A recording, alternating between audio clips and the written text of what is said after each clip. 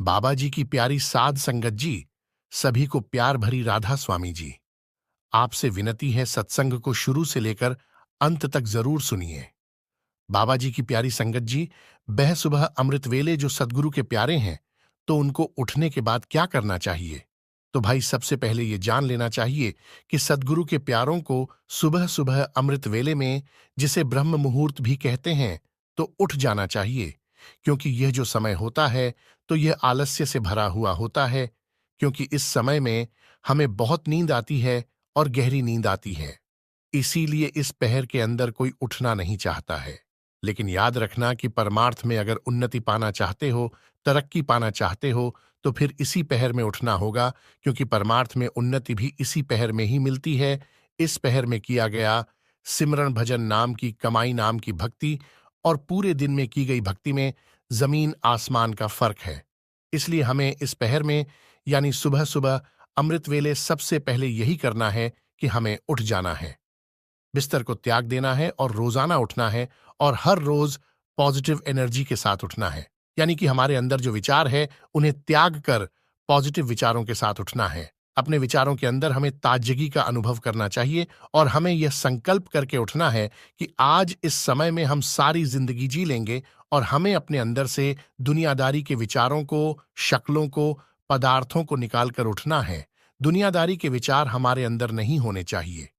इन विचारों को त्याग कर नई ताजगी के साथ, नई उमंग के साथ उठना है।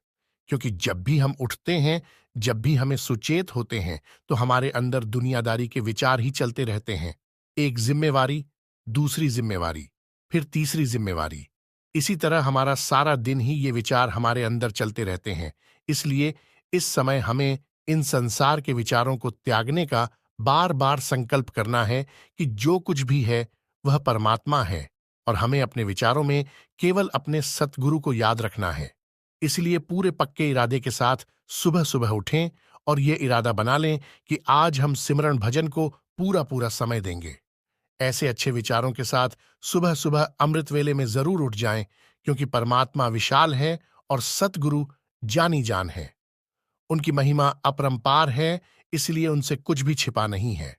उनकी हर समय हमारे पर ही दृष्टि रहती है और वह हमारी हर बात को जानते हैं। उन्हें पता है कि हम क्या कर रहे हैं। इसलिए अपने आप को सतगुरु के हवाले करके, सतगुरु को सौंप करके सुबह सुबह अमृत वेले में, ब्रह्म मुहूर्त में उठ जाना चाहिए। इसलिए बार बार सिमरण भजन न करने का बहाना गलत बात है। हर सुबह इन कमियों को दूर करने का प्रयास जरूर करना है।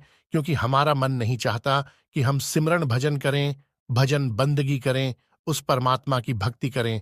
क्योंकि मन तो यही चाहता है कि आज की सुबह भी हम न उठें, सोते रहे, और हमारी आज की सुबह भी ऐसे ही व्यर्थ ही निकल जाए, बिना सिमरण भजन किए हुए।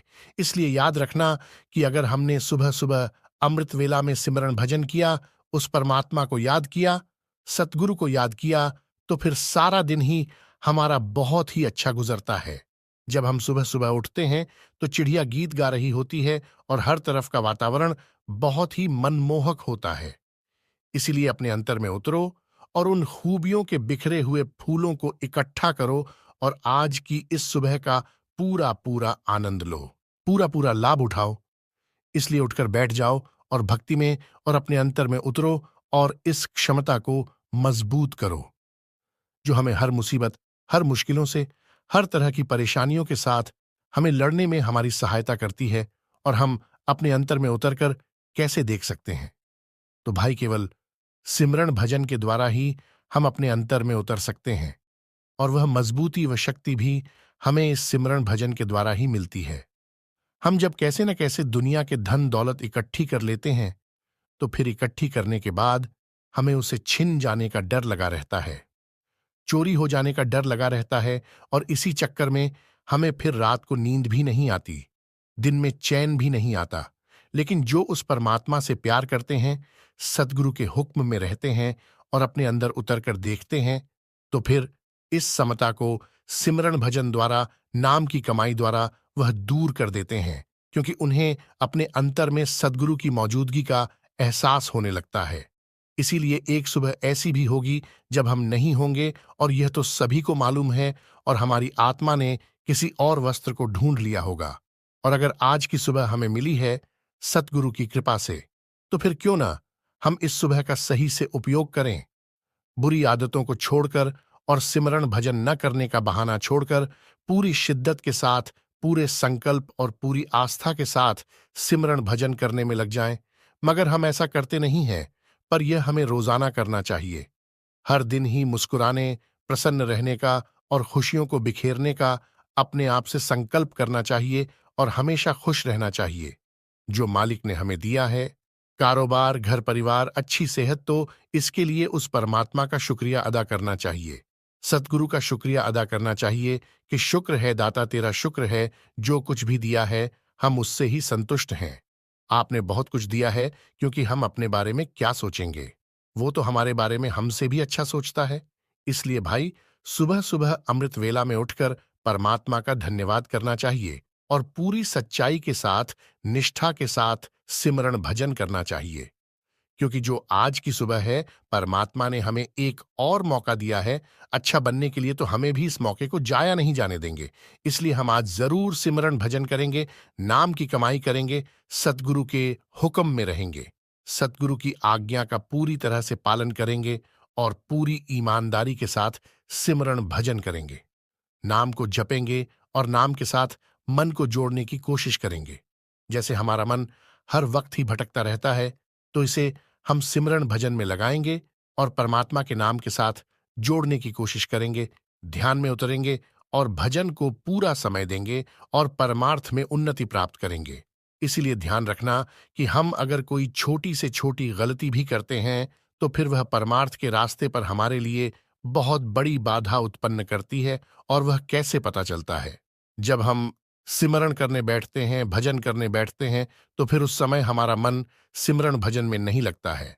इसलिए हमें छोटी से छोटी गलती पर भी ध्यान देना है कि वह हमसे ना हो और कहीं हमसे कोई ऐसा बुरा काम ना हो जाए कि जिसके कारण हमारा सिमरण भजन करने में, नाम भक्ति करने में मन न लगे।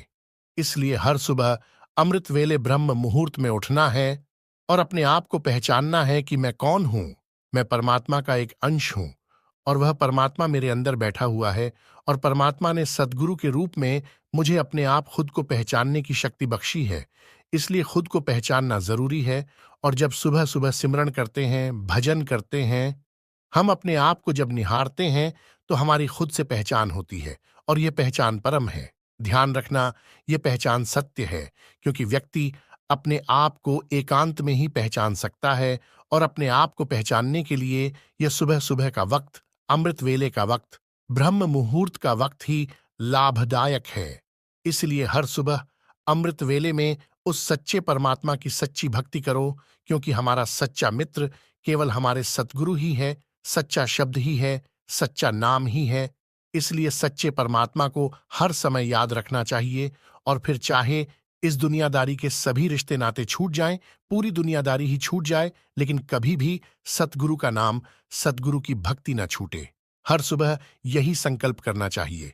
इसलिए आज फिर हमें एक मौका मिला है और हम इस मौके को यूं ही बर्बाद नहीं होने देंगे और हर रोज इस मौके को यूं ही जाया नहीं जाने देंगे। हर रोज उठेंगे और सिमरण भजन करेंगे, नाम की कमाई करेंगे, सतगुरु को याद करेंगे, क्योंकि हर सुबह एक सुखद कामयाबी की महक आती है। हमें इसका आनंद लेना है और आज के सिमरण भजन को इतना मजबूत करो कि आने वाली हर सुबह में यह और मजबूती लाए। और हमें आज के सिमरण भजन को इसलिए मजबूत करना है कि यह हर दिन, हर सुबह सिमरण भजन में और मजबूती लाए। और अगर नाम पर विश्वास है और सतगुरु से प्यार है, तो फिर हमें सुबह सुबह अमृत वेले में उठने की आदत डालनी होगी। हर सुबह यह संकल्प करना है कि हमें इस क्रोध को त्याग देना है, क्योंकि जो क्रोध नहीं करता तो बहुत ज्ञानी है। और सुबह सुबह यह भी सोचो कि मैं दूसरों से ईर्ष्या क्यों करता हूं और क्यों मैं सभी से प्यार से बात क्यों नहीं करता हूं, मैं सभी से मधुर वाणी में क्यों नहीं बोलता। इसलिए हर सुबह, हर वक्त यह भी संकल्प करो कि मुझे क्रोध की आंधी को शांत रखना है, किसी से क्रोध नहीं करना है, हर एक से प्यार से पेश आना है। जब भी बोलेंगे तो मीठा बोलेंगे और लोगों का दिल जीत लेंगे, क्योंकि कहा जाता है कि सुंदर बोली से, मीठी बोली से हर एक व्यक्ति का दिल जीता जा सकता है और रुका हुआ काम बन जाता है। और फिर संसार में सभी लोग उस व्यक्ति से प्रेम करते हैं जो हमेशा सभी से प्रेम प्यार से पेश आता है, जो सभी की इज्जत करता है, जो हमेशा मीठा बोलता है। और भाई, मीठा बोलने में हमारा क्या जाता है? और ये केवल वही कर सकते हैं जो सतगुरु नाम की कमाई करते हैं, जो रोजाना सुबह सुबह अमृत वेले में उठकर सिमरण भजन करते हैं, भजन बंदगी करते हैं, उस परमात्मा की भक्ति करते हैं, उस कुल मालिक के बारे में रहते हैं जो मनमुख है। अपने मन के अनुसार चलते हैं तो वह ऐसा नहीं कर सकते हैं। इसीलिए आपने देखा होगा कि कैसे लोगों को अकड़ कर जवाब देते हैं, क्रोध करते हैं, ईर्ष्या करते हैं और छोटी छोटी बातों पर लड़ने झगड़ने लग जाते हैं, क्योंकि हमारा मन कहता है कि सिमरण भजन न करो, भक्ति न करो, गुरु भक्ति, नाम भक्ति त्याग दो। इसलिए हर सुबह अमृत वेले में इस मन को समझाने की कोशिश करनी है कि हे मन, तुझे सिमरण भजन करना है, नाम की कमाई करनी है। इसलिए सुबह सुबह अमृत वेले इस मन को मित्र बना लो, और ऐसा मित्र बनाओ कि यह सारा दिन ही हमारे कहने में रहे, क्योंकि मित्र तो वही होता है जो हमारा सही काम करे, हमारे कहने में रहे, क्योंकि हमारा मन ही हमारे साथ वैर पाल लेता है और इसीलिए हमें विषय विकारों में उलझाकर रखता है, दुनियादारी में उलझाकर रखता है। इसीलिए इस मन को अपना सच्चा मित्र बना लो और हर सुबह अमृत वेले में इस मन को मित्र बना लो और सुबह सुबह की नींद को त्यागो।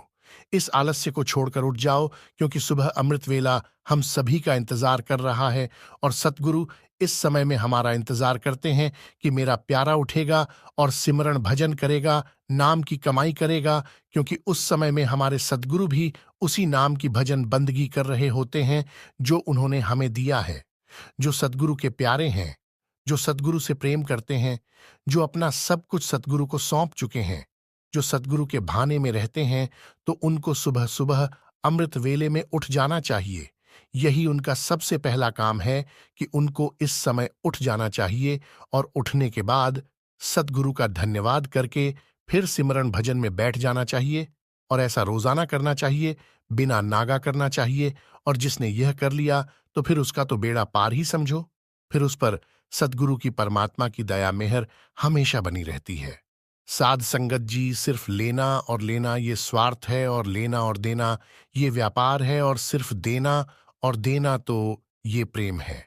इसलिए जरा विचार करके देखें, हमें जो ये सारा संसार दिखाई दे रहा है, हम भी इसी में शामिल हैं।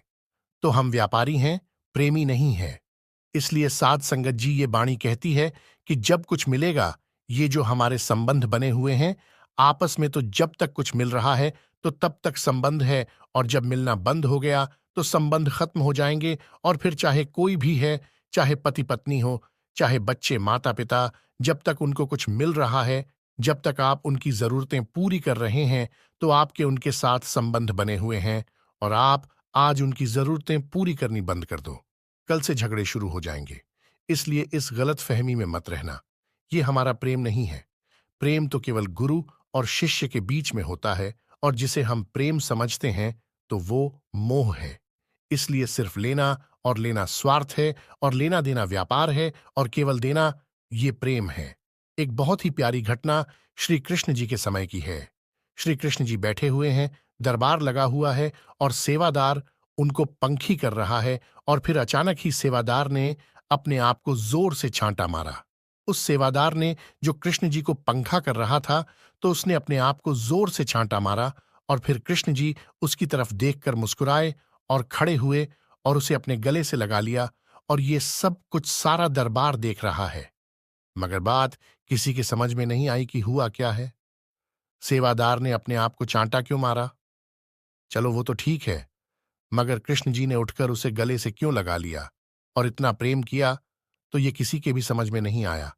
और फिर सभी ने हाथ जोड़कर विनती की कि हमें भी समझा दो कि क्या हुआ है, क्योंकि आपने इसे गले से लगाया है तो ऐसे तो नहीं लगाया होगा। इसीलिए हमें भी समझा दो कि हुआ क्या है, और हमें भी कुछ गुण मिल जाए। फिर कृष्ण जी ने ये सारी बात बताई। कहने लगे कि ये जो सेवादार है, जो पंखा कर रहा है, तो ये प्रेम की सीढ़ी चढ़ गया, इसीलिए हमने इसे गले से लगा लिया। फिर सभी ने पूछा कि कैसे?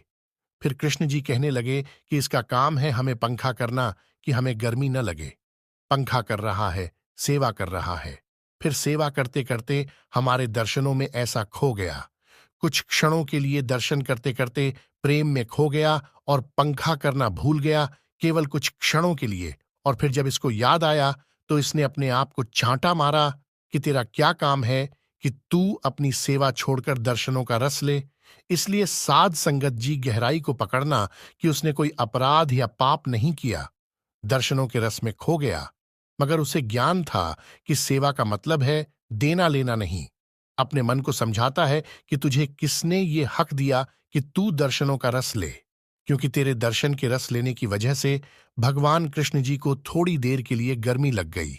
फिर कृष्ण जी कहने लगे कि मैं हैरान हुआ कि इसकी अवस्था देखकर दर्शनों के रस में खोया है, किसी और ख्याल में नहीं। फिर भी इसने अपने आप को चांटा मारा कि मेरा काम सेवा करना है, रस लेना नहीं। इसलिए संत महात्मा फरमाते हैं कि ये प्रेम की सीढ़ी वो सीढ़ी है जिसको ये मिल जाए तो वो परमात्मा पृथक हाजिर है उसके लिए, जिसे ये प्राप्त हो जाए। मगर ये इतनी आसानी से नहीं मिलती, बड़ी मुश्किल से मिलती है। जो तो प्रेम खेलन का चाव, सिर धर तली गली मेरी आओ इस मार्ग पैर धरि सिर दीजे, काल न की जाए साध संगत जी।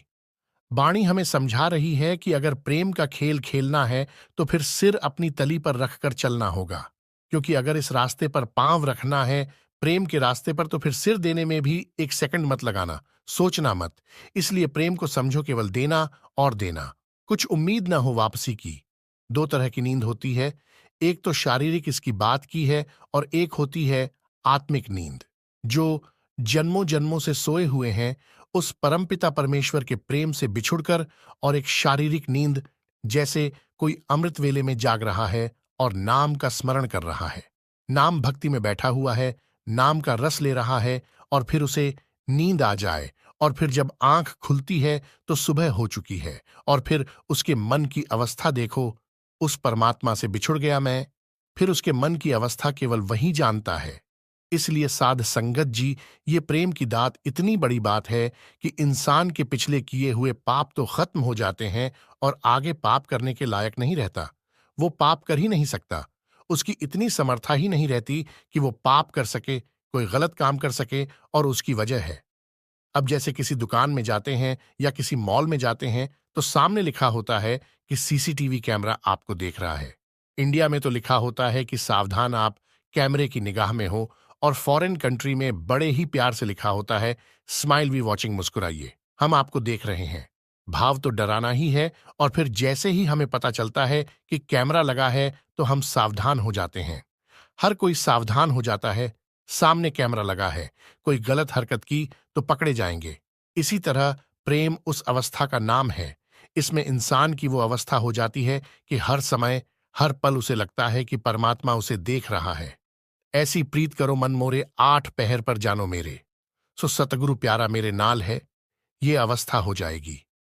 हर समय उस इंसान को यह महसूस होता है कि वो परमात्मा उसके साथ में है। और अगर वो कुल मालिक साथ में है तो फिर भाई कौन सा गलत काम हो सकता है। इसलिए अब हमें ये तो पता चल गया कि प्रेम क्या है, प्रेम का पहलू क्या है। प्रेम इतनी बड़ी बात है, मगर सवाल अब ये उठता है कि हमें मिले कैसे, हमारी ऐसी अवस्था हो कैसे बने, कैसे। इसलिए संत महात्माओं के वचन है कि प्रेम नाम की गली में से प्रकट होता है। जो इंसान किसी भी हालत में अपना नाम न छोड़े तो उसके अंदर प्रेम पैदा जरूर होगा। इसलिए हर बार सद्गुरु हमें समझाते हैं कि भाई नितनेम संभाल लो। गुरु गोविंद सिंह जी के वचन है कि अमृत वेले को संभालो, बाणियों का नितनेम करो। क्यों कहा नितनेम करो? कोई तो कारण होगा, और नितनेम कहाँ है? ये नहीं कहा है कि नेम करो नितनेम, जो नित्य हो, रोजाना हो। अब नितनेम करने से होता क्या है? नितनेम करने से गुरु की शरण प्राप्त हो जाती है, और फिर जो गुरु की शरण में आ गया तो फिर गुरु उसे प्रेम की दात बख्श देते हैं। छहवीं पातशाही श्री गुरु हर गोबिंद सिंह जी महाराज जी के समय की घटना है। गुरु महाराज घोड़े पर सवार होकर जा रहे हैं और साथ में बहुत से सेवादार और भी घोड़े पर सवार होकर साथ में जा रहे हैं। और वो एक गांव के एक बाजार से गुजरे तो फिर उनके दर्शन करने के लिए पूरा गांव इकट्ठा हो गया। उनको देखकर और फिर संगत का प्यार देखकर गुरु महाराज घोड़े से नीचे उतर आए। फिर क्या देखते हैं कि उनकी निगाह एक आदमी पर पड़ी जिनका नाम इतिहास में भाई प्रेम जी है। उनके ऊपर निगाह पड़ी, और क्यों पड़ी? क्योंकि उसके देखने का ढंग ही अलग था। क्योंकि देखता तो हर कोई है, मगर दर्शन कोई विरला ही करता है। क्योंकि देखने में और दर्शन करने में फर्क होता है। देखते तो हम भी हैं और देखते संत महात्मा भी हैं। हम देखते हैं आम इंसान की तरह, मगर जो संत महात्मा होते हैं, जिन्हें ज्ञान होता है, तो वो देखते हैं परमात्मा की तरह। अब जैसे पहली पातशाही श्री गुरु नानक देव जी को जिसने देखा, मगर दर्शन कितनों ने किया और घर वाले भी दर्शन नहीं कर पाए। बेबे नानकी जी ने दर्शन किए। भाई प्रेम जी गुरु महाराज के दर्शन कर रहे हैं। उनके देखने के ढंग से ही गुरु हर गोबिंद सिंह जी महाराज उन पर प्रसन्न हो गए। और फिर ध्यान से देखा तो उनके पांव में जूते नहीं थे। उसके पांव में जूते नहीं है, गरीब है। फिर गुरु साहब ने कहा, प्रेम तेरे पांव में जोड़ा नहीं। फिर उसने हाथ जोड़ दिए, मगर कुछ कहा नहीं। फिर गुरु साहब जी ने अपने पांव का जोड़ा उसे निकाल कर दिया और कहने लगे, ये पहन ले और जाओ, जिस रास्ते पर जा रहे थे जाओ और अपना काम करो। फिर भाई प्रेम ने जोड़े ले लिए और गुरु साहब उस गांव में काफी समय तक रुके, क्योंकि संगत का बहुत कष्ट था। और फिर जब सारी संगत को दर्शन दे दिए, तो फिर अपने घोड़े पर सवार होकर चल दिए और जंगल में से जा रहे हैं। पथरीला रास्ता है। तो क्या देखते हैं कि भाई प्रेम जी उसी रास्ते से जा रहे हैं और उनके पांव में अब भी जूते नहीं हैं। फिर गुरु साहिब जी ने घोड़ा उसके पास ले जाकर रोका, और फिर भाई ये देखकर प्रसन्न हो गया कि फिर से गुरु साहब जी के दर्शन हो गए। फिर चरणों में माथा टेका।